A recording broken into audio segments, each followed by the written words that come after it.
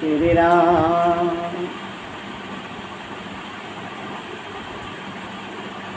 गुरुर्ब्रह्मा गुरुर्विष्णु गुरुर्देव महेश्वरः गुरु साक्षात् परब्रह्म तस्मै श्री गुरुवे नमः।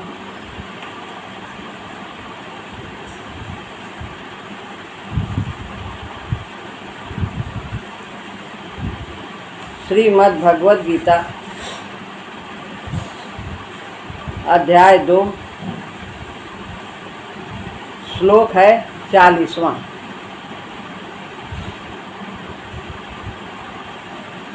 नेहाभिक्रम नाशोस्ति प्रत्यवायो न विद्यते स्वल्पमप्यस्य धर्मस्य त्रायते महतो भयात्।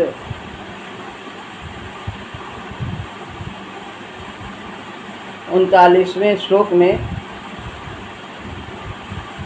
भगवान ने कर्म की निष्ठा की बात कही थी कि तू इस योग के द्वारा अपने बंधनों को, जो कर्म के बंधन हैं, उनको तू काट डालेगा।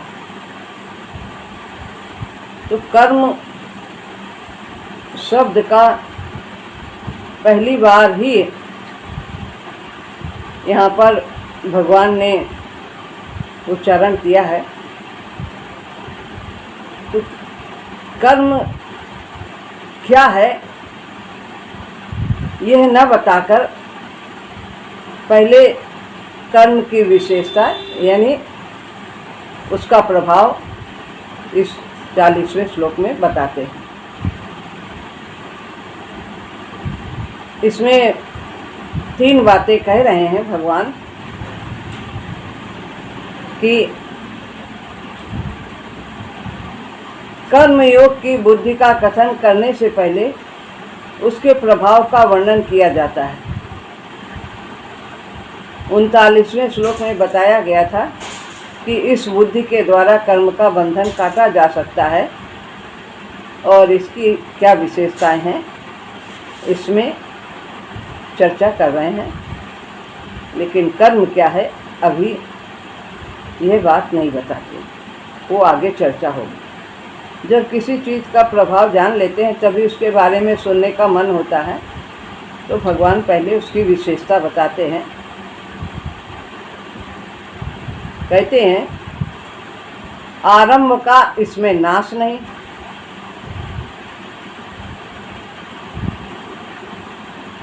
बाधा नहीं होती, यानी इसका उल्टा प्रभाव नहीं होता। प्रत्यवायो यानी बाधा, तो इसका उल्टा प्रभाव भी नहीं होता। और तीसरी बात, थोड़ा सा भी स्वल्पम अस्य, थोड़ा सा भी इस धर्म का अवलंबन महान भय से बचा देता है। आरंभ का नाश नहीं होता है, इसका उल्टा प्रभाव नहीं होता है, और इस धर्म का यानी कर्म योग के धर्म का थोड़ा सा भी अभी यदि हम अवलंबन लेते हैं, सहारा लेते हैं, इस पर चलते हैं, तो ये महान भय से रक्षा करता है। तो यहाँ 3 बातें कहें।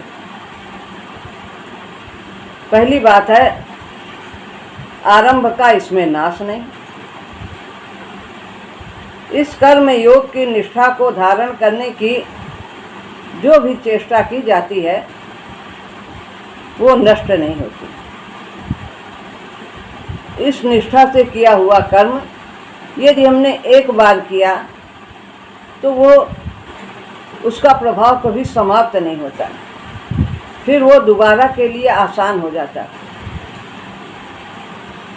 एक बार भाव बनाया कि ये कार्य भगवान का है, भगवान की शक्ति से हो रहा है, भगवान के लिए हो रहा है, तो जो ये भाव हमने मनोवृत्ति बनाई ये हमें विकास में आगे ले जाएगी। और जितना आगे हम बढ़ चुके हैं फिर उसके बाद पीछे आते नहीं, फिर पढ़ेंगे, फिर करेंगे, फिर और आगे बढ़ेंगे और आगे बढ़ेंगे। तो आरंभ का इसमें नाश नहीं, उससे लाभ ही होता है। 4 काम करने थे, 1 में हमने भाव बनाया, 3 में भूल गए, फिर आगे करेंगे, फिर 2 में बनेगा। इस तरह धीरे धीरे, ये नहीं कि पहले जो किया है वो समाप्त हो गया, नहीं, पहले जो किया वो भाव है, उसके बाद जो फिर दोबारा बनाएंगे तो वो हमारा और दृढ़ होता चला जाएगा। तो इस प्रकार इसमें आरंभ का नाश नहीं है। कई औषधियाँ ऐसी हैं जिनको आप लेना आरंभ करें और उनका कोर्स पूरा किए बिना छोड़ देते हैं तो फिर उसका प्रभाव समाप्त हो जाता है, फिर उसको दोबारा पहले से शुरू करना पड़ता है। 4 गोली ली है और 10 लेनी थी, तो 4 के बाद छोड़ दिया, 1 दिन भी छोड़ दिया तो उसका प्रभाव खत्म हो जाता है, फिर 1 से शुरू करना होता है। लेकिन इसमें ऐसा नहीं। इसी प्रकार से कई काम ऐसे हैं जिनको आरंभ करके छोड़ दिया जाए तो कोई प्रभाव नहीं रहता है। वास्तव में कर्मयोग की बुद्धि तो एकदम से प्राप्त हो नहीं सकती, एकदम से तो हमारे अंदर ऐसी निष्ठा नहीं जागृत हो सकती कि हम निष्काम भाव से कर्म करने लगें। प्रयास करते हैं 1 कार्य में, 2 कार्य में, तो धीरे धीरे करते हुए, जैसे विद्यालय में हम पढ़ते हैं तो 1 से पढ़ते पढ़ते हम कहाँ तक, एमए तक पहुँच जाते हैं। इस तरह से यहाँ पर भी आरंभ का नाश नहीं, जितना हमने निष्ठा बनाई है वो धीरे धीरे आगे और बनाते बनाते, इसे दृढ़ करते करते हम इस निष्ठा पर दृढ़ हो जाएंगे। इसकी ठीक समझ भी इसको बरतने से ही आती है। जितना ज़्यादा इसका हम उपयोग करेंगे, अपने व्यवहार में लाएंगे कर्मयोग को, उतना ही ज़्यादा हम इसमें सफल होते चले जाएंगे और दृढ़ होती चली जाएगी। आसान हो जाएगा, सुलभ हो जाएगा बनाना निष्ठा, फिर धीरे से स्वतः ही बनी रहेगी। तभी व्यक्ति इसे जीवन के सभी पहलुओं पर लागू करता जाता है। तो जितना जितना करेंगे उतना ही हम अभी शरीर से कार्य करने में इसको बनाते हैं, फिर वाणी से कार्य करने में बनाते हैं कि जिससे बोल रहे हैं, किससे बोल रहे हैं, इसके अंदर प्रभु हैं। मन से बनाते हैं, मन में हम सोच रहे हैं किसके बारे में, भगवान के बारे में सोच रहे हैं, प्राणी मात्र में तो भगवान है। तो इस तरह से ये धीरे धीरे ये निष्ठा व्यवहार में लागू होती चली जाती है। आरंभ के नाश की संभावना हो तो कर्मयोग के निष्ठा अव्यवहार्य हो जाए, फिर ये व्यवहारिक नहीं रह जाएगी। फिर यदि हमने 1 बार बनाया और फिर भूल गए तो फिर दोबारा यदि बनाएंगे तो फिर आरंभ से करेंगे तो फिर ये व्यवहारिक में नहीं हो जाता है। जैसे कि हम रोटी बनाते हैं, पहले थोड़ी टेढ़ी बनती है, लेकिन जो हमने पहले बनाया है उतना हमने सीखा है, फिर दोबारा बनाते हैं तो फिर और अच्छी बनती, फिर और अच्छी बनती। इसी तरह कर्मयोग की निष्ठा को जैसे जैसे हम अपने जीवन में लाते हैं तो ये हमारे व्यवहार में उतरती चली जाती है। जीवन में इसे लागू करना फिर असंभव हो जाएगा यदि इसमें आरंभ का नाश हो जाए, यानी जो हमने किया है, भाव बनाए, वो समाप्त हो जाए तो फिर यह पूरे जीवन में हमारे व्याप्त नहीं हो सकते। तो एक एक करके ही हम सीढ़ी पर सीढ़ी चढ़ते चले जाते हैं। स्थूल कर्म अपना फल देकर समाप्त हो जाता है।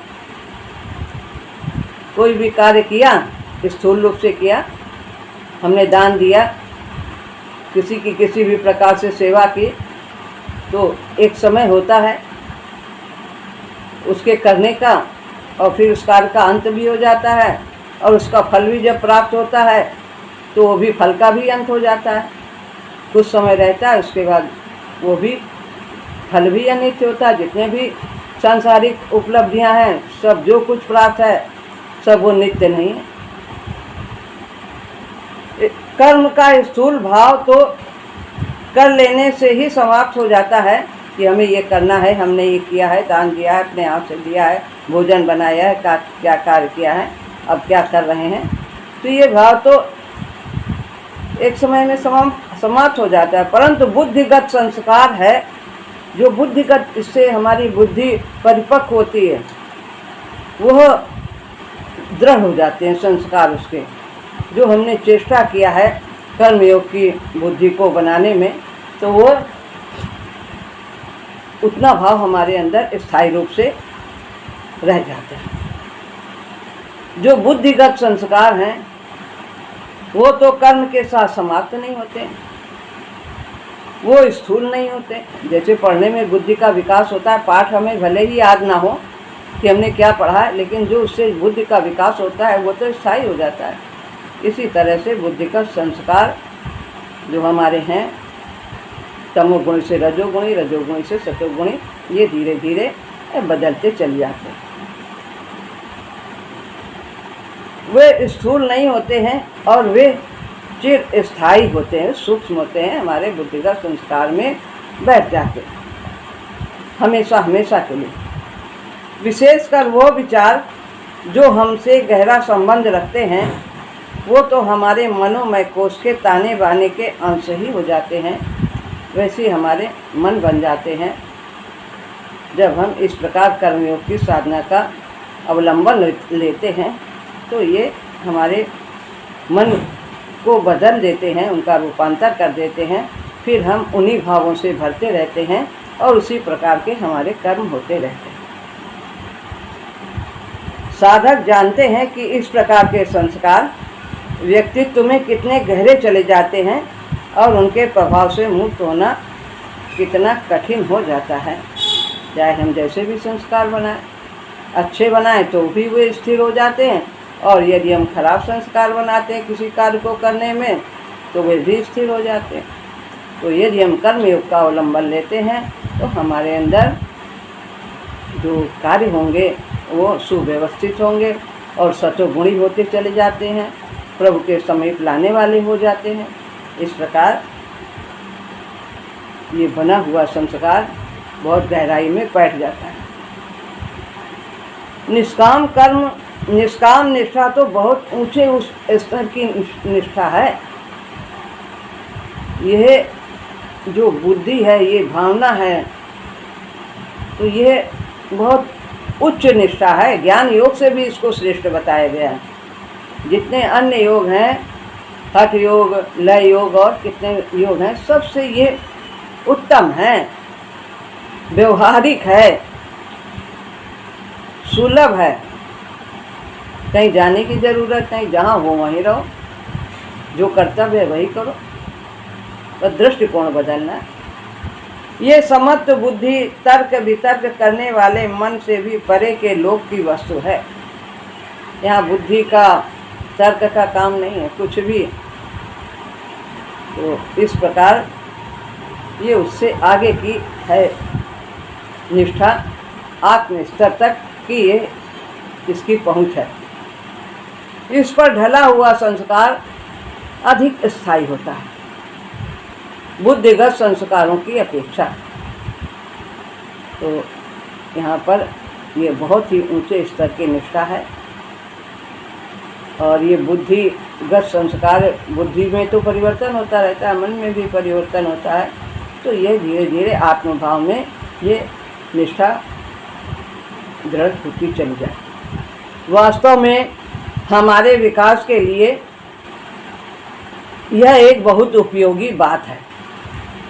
जितनी ऊंची कोटि का संस्कार हो, उतना ही वो स्थिर रहता है और उतना ही उसमें बल होता है कि वो निम्न कोटि के संस्कारों को दबा सकता है।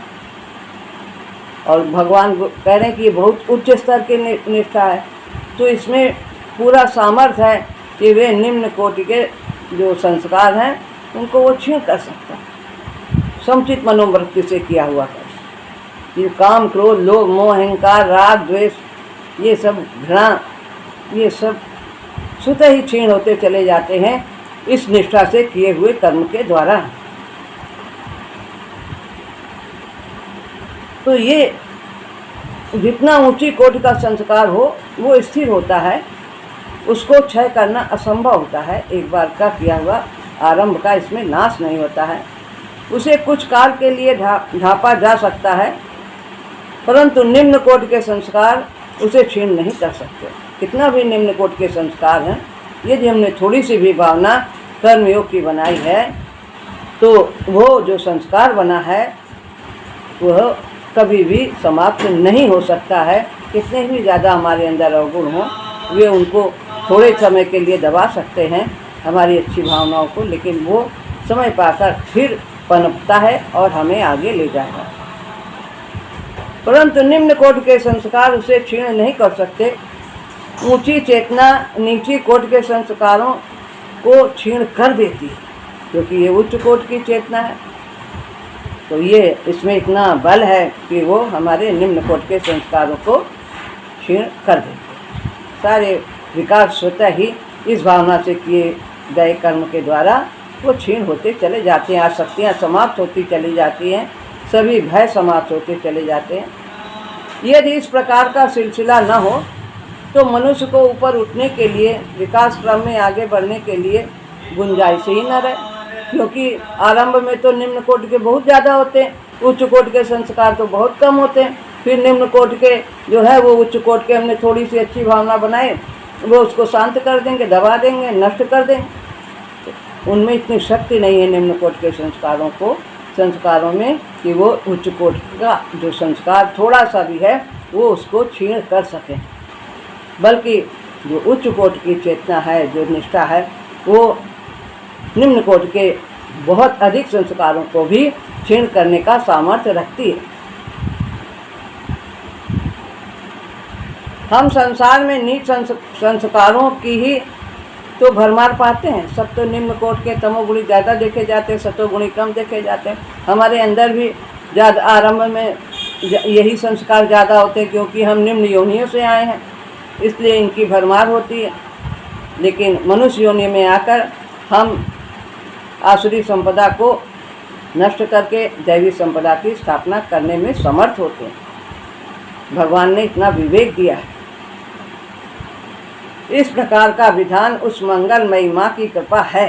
उसी की कृपा से ऐसा विधान है कि जो उच्च कोटि के संस्कार हैं वो निम्न कोटि के संस्कारों को क्षीण करने का सामर्थ्य रखते हैं।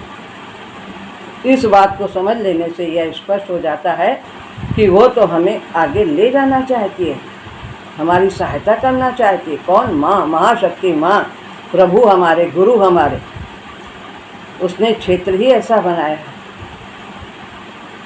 शायद तुलसीदास जी ने कलयुग के बारे में यह कहा है कि मानस पुण्य हो ही नहीं पापा, यानी कि मानसिक पुण्य हो जाते हैं, पाप नहीं होते। यदि हमने अच्छी बात किसी के बारे में सोच ली मन में तो उसका हमें लाभ मिल जाएगा, पुण्य हो जाएगा।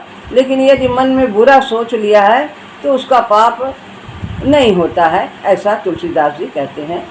तो यदि एक बार भी अच्छी बात सोचते हैं तो वह उसका प्रभाव हमारे जीवन में पड़ता है, और यदि गलत है हो जाते तो भगवान उसको क्षमा करके सोचते हैं मन से इसका ऐसा कर देंगे, उसका वो बुरा कर देंगे, तो उसका पाप नहीं लगता जब तक कार्य रूप में परिणित नहीं करते हैं, ऐसा कहते हैं इसमें। लेकिन अगर हमने मन में सोच लिया कि इसको दान देना है, उसको उसकी ये सेवा करनी है, तो उसका हमें लाभ मिल जाएगा। तो कितनी भगवान की दया है, क्योंकि निम्न कोटि की बहुत संस्कार हमारे अंदर हैं, भरे पड़े हैं, निम्न योनियों से आए, तो वो तो स्वाभाविक है। तो इसलिए दया सागर ने ऐसा विधान बना दिया है, यदि अच्छा बात सोचते हैं तो उसका लाभ होगा। उसका कुछ इसी प्रकार का तात्पर्य है। अभिक्रम आरंभ को कहते हैं कि जो आया है नेहा विक्रम नाशो ना एहा अविक्रम नाशो, माने इसका कभी भी आरंभ का नाश नहीं होता है। अब है दूसरी बात, प्रत्यवाय न विद्यते, प्रत्यवायो न विद्यते, यानी कि उल्टा प्रभाव नहीं करता। जैसे कि कोई दुकान खोल ली और फिर उसको बीच में बंद करना पड़ा तो लाभ की जगह हानि हो जाती है, ऐसा देखा गया। लेकिन इसका उल्टा प्रभाव नहीं पड़ता है। यदि हमने थोड़ा सा भी इस धर्म का अवलंबन लिया है और बीच में छोड़ भी दिया है तो फिर उसका उल्टा प्रभाव नहीं होता है। और यदि कुछ गलती भी हो जाती है तो जैसे देवी देवताओं के इसमें विधि विधान में कुछ गलत हो गया तो उसमें वो रुष्ट हो जाते हैं और जो इष्ट का अनिष्ट कर देते हैं, ऐसा भी देखा गया। लेकिन इसमें नहीं, तुलसी अपने राम को औरीज बजो चाहे खीर, उल्टा सीधा जामिए खेत पड़े पर बीज। तो कैसे भी ऐसे ऐसे जैसे डाल देते हैं उल्टा सीधा खेत में बीज डालते हैं बोने के लिए, सब जम जाता है। ऐसे कैसे भाव को भाव अनख आलसऊ और नाम जपत मंगल जिस दसऊ। कंस ने कैसे याद किया, रावण ने कैसे याद किया, कुभाव से। राक्षस थे, उनके अंदर अच्छे भाव नहीं, लेकिन भगवान ने देखा हमें याद तो करता है, कितना ज़्यादा याद करता है, जरा देर भी नहीं भूलता, उसी में उसका कल्याण कर जाए। लेकिन जिस भाव से उसने किया, गति भी उसकी उसी तरह से की है। साधु संत को दूसरी तरह से उनका कल्याण करते हैं, और जो ये राक्षस हैं जो इस तरह से भगवान को याद करते हैं, उनकी मृत्यु करके उनका कल्याण करते, क्योंकि वो संसार का बहुत अहित करते रहते।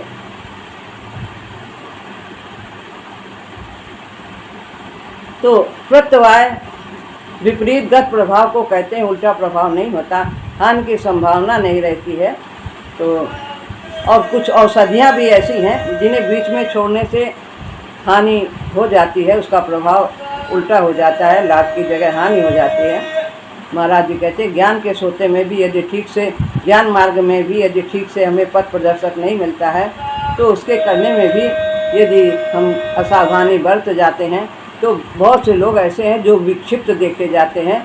लेकिन कर्म योग और भक्ति योग में भगवान स्वयं संभाल कर ले जाते हैं, इसलिए इसमें ऐसी कोई संभावना ही नहीं रहती है। ज्ञान योग में वे स्वयं अपने विवेक से करते हैं, तो उसमें बहुत ही सावधानी और अच्छे पथ प्रदर्शक की सहायता की आवश्यकता होती है। परंतु यह जो कर्म का योग है, इसमें हानि की संभावना नहीं। आपने यदि एक काम को भी निष्काम भाव से किया तो उसका लाभ आपको प्राप्त होगा। इसके द्वारा निर्मित संस्कार आपको फिर ऊंचा उठाएगा और आपके कर्म बंधन काटता चला जाएगा। जितना करिएगा, जितना सोचिएगा, उसका प्रभाव आपको प्राप्त होगा ही। किसी प्रकार से किसी भी अवस्था में इससे हानि नहीं हो सकती। महाराज जी ऐसा है।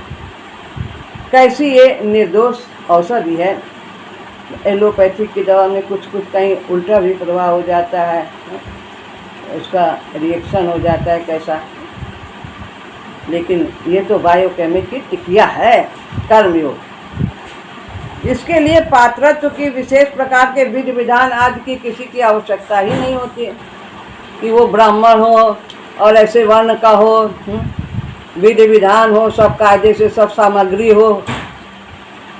तो ये सब इसमें कोई विधि विधान, मंत्र सही हो, जरा से मंत्र में गलती ना हो, उच्चारण ना हो, नहीं तो उल्टा प्रभाव हो जाएगा। कीलक पढ़ो, कीचक पढ़ो, पता नहीं क्या क्या वो सब पढ़ने पड़ते हैं, तब देवी देवताओं के मंत्र को फिर उनके पुस्तक पढ़ा जाता है। देव पूजन में किसी बात के उलट पुलट हो जाने से अथवा अनाधिक चेष्टा से इसका अनिष्ट हो जाता है। देव कर्म के बीच में छोड़ देने से भी शाप मिल जाता है, परंतु यहाँ इस प्रकार की कोई संभावना ही नहीं।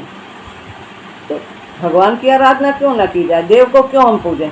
हम देवत्व को न पूज करके हमें दिव्यत्व पूजना चाहिए। दिव्यत्व हमें प्राप्त करना है, हमें देवत्व नहीं प्राप्त करना है। इस योग में हमें किसी बाह्य शक्ति पर निर्भर करना नहीं होता है कि जो वो नाराज हो जाए। हमारे अंतःकरण में स्वयं परमात्मा विराजमान है, हमें उन्हीं को जानने की आवश्यकता है। भागने की ज़रूरत नहीं, इधर उधर दौड़ने की ज़रूरत नहीं है। निर्मल मन जन सो मोहि पावा, अमोहि कपट छल छिद्र न भावा। भगवान से बड़ा कौन है। उनको प्राप्त करने के बाद और किसी को पाने की इच्छा ही नहीं होती, ज़रूरत ही नहीं है। सब तो उन्हीं के अंदर है। उनको प्राप्त कर लिया, सबको प्राप्त कर लिया।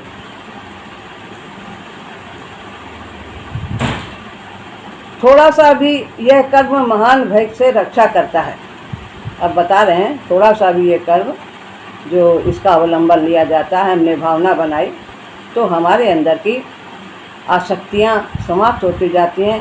आसक्ति के कारण ही तो आशा लगी रहती है। जिससे हमने मेरा मेरा माना है, उसी से हम आशा लगाते हैं कि हमारा ऐसा करेगा, हमें ये दे देगा, हमारी सेवा करेगा। और हमने भगवान को अपना मान लिया तो फिर भगवान के नाते सब हमारे हो जाते हैं। तो थोड़ा सा भी ये कर्म महान भय से रक्षा करता है। इस धर्म का अवलंबन लेने से ये हमारी रक्षा करता है। तो हम धर्म की रक्षा करते हैं, धर्म हमारी रक्षा करता है। धर्म की रक्षा करना, अपने कर्तव्य का पालन करना, निष्काम भाव से करना।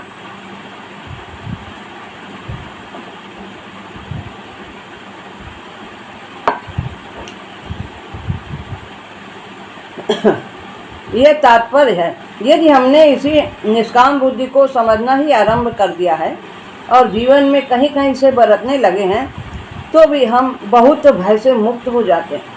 धीरे धीरे आसक्तियाँ, लोभ, मोह ये सब समाप्त हो जाती है। यही तो हमें भय दिलाते हैं। जानते हैं कि सब कुछ जाने वाला है, ये भय क्यों है? कि हम जानते हैं हमारे अंदर कहीं ना कहीं बैठा ही कि सब छूटेगा, लेकिन फिर भी अपना माने हैं, समेटे हैं, और वो डर है कि जाएगा जाएगा जाएगा। जब हम परमात्मा का मान लेंगे तो उसकी चीज़ है, वो जब तक हमें देना चाहेगी देगी, जब लेना चाहेगी ले लेगी, सब उसी की इच्छा है। और वो हमें जानती है कि हमारे लिए क्या आवश्यक है, क्या नहीं आवश्यक है। जो हमारे विकास में आवश्यक होगा वही हमें प्रदान करेगी। आशा ही भय का मूल कारण होती है। आसक्ति ही आशा के रूप में बदल जाती है। जब आसक्ति है तो उसी में फिर आशा भी हो जाती है। विशेष परिस्थितियों में भय होता है किस किस बात का? धन के नष्ट होने का। मेरा है तो कब जितना मेरा मेरा करेंगे उतना ही उसमें हानि की संभावना रहेगी। जब धन से आसक्ति होती है तो धन के बने रहने की आशा होती है, और बढ़ जाए, घटे ना और बढ़े। जीवन के सभी क्षेत्रों में मनुष्य न केवल टिकाऊपन खोजता है, अपितु और वृद्धि की भी आशा करता है। बढ़ता ही रहे, कभी मरे ना, धन भी बढ़ता रहे, लोग भी सब ऐसे ही रहें, मेरा शरीर भी ऐसे ही रहे। सोचता है ये शरीर ऐसा ही रहे तो इससे और अच्छा हो जाना चाहिए। मेरी आर्थिक तथा सामाजिक स्थिति वर्तमान सी तो रहनी चाहिए, जैसी है इसी तो बनी रहे, ना घटे, बढ़े ना तो घटे भी ना। ये सभी विचार इस प्रकार पोए रहते हैं कि हमारी मस्तिष्क की गति में, हमारी दृष्टि के प्रत्येक पात में कि हमें दिखते ही नहीं। ऐसा गुड़ में जैसे हंसिया सन जाती, हंसिया में गुड़ लगा रहता तो फिर उसको आगे में जलाया जाता। तो राम नाम की अग्नि में ही जलाने से ये सब हमारी आसक्तियाँ दूर हो। राम नाम की अग्नि सारे संस्कारों को भस्म कर देती और हमें भगवान से मिलाने में समर्थ होती है। इन्हीं के कारण भय के बादल हमारे सिर पर हमेशा मंडराते रहते हैं। मित्रों से भय रहता है, शत्रुओं से भय रहता है, होने का भय। कितने भय महाराज जी लिख रहे हैं, न होने का भय, ऐसा न हो जाए कहीं ये मुसीबत ना आ जाए। अब ऐसा हो गया तो डरता रहता है, और ना होने का भय, और फिर कहीं जो हम सोच रहे हैं वो ना हो तो क्या हो जाएगा। जीवन का भय, मृत्यु का भय, याद रहने का भय, भूल जाने का भय, करने का भय, कर पाएंगे कि नहीं कर पाएंगे, ना करने का भय। कितने प्रकार के भय हैं जो आदमी को घेरे रहते हैं।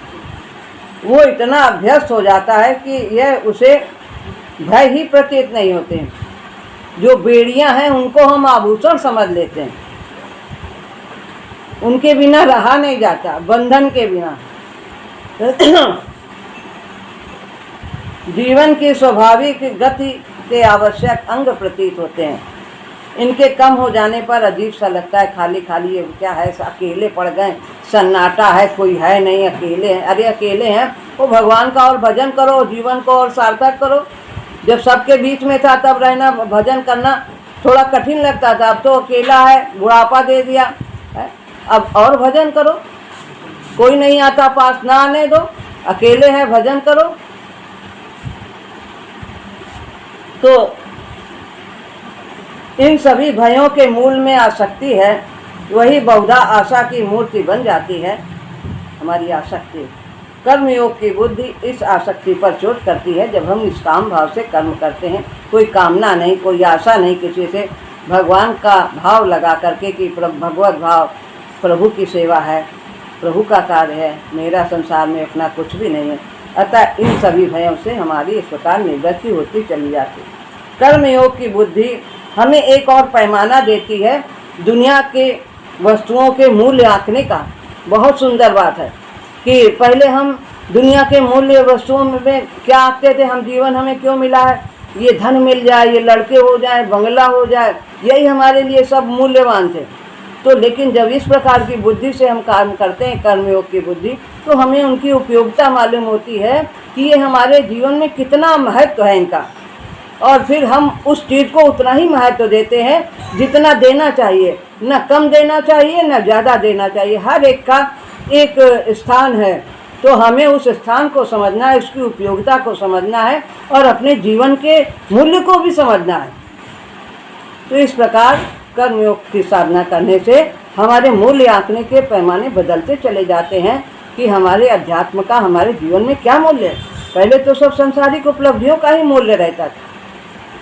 कर्मयोग की निष्ठा हमें और ही दृश्य देती है दुनिया को और अपने को देखने को। संसार क्या है और हम क्या हैं, हम किस, हमारे लिए संसार क्या स्थान रखता है, इसकी हमें सेवा करनी है शरीर से, और आत्मा को परमात्मा से जोड़ना है, लगाना है। उस बुद्धि से मूल्य आंकने पर, उस दृष्टि से देखने पर भय नहीं रहते कि मिले चाहे ना मिले, आए चाहे जाए, जो होना है, जो होगा सो अच्छा ही होगा, और अपने कर्तव्य का पालन करते हैं। व्यक्ति निर्भीक हो जाता है। उसकी चर्चा तो आगे होगी, भगवान करेंगे। तो यह कर्मयोग को ठीक ठीक समझाने के लिए सकाम बुद्धि से इसकी तुलना की गई है। आगामी इसी श्लोक में आगे बताया है सकाम कर्म क्या है और निष्काम कर्म क्या है। बहुत विस्तार से बताया है कर्म के बारे में, सब आगे चर्चा होगी। श्री राम।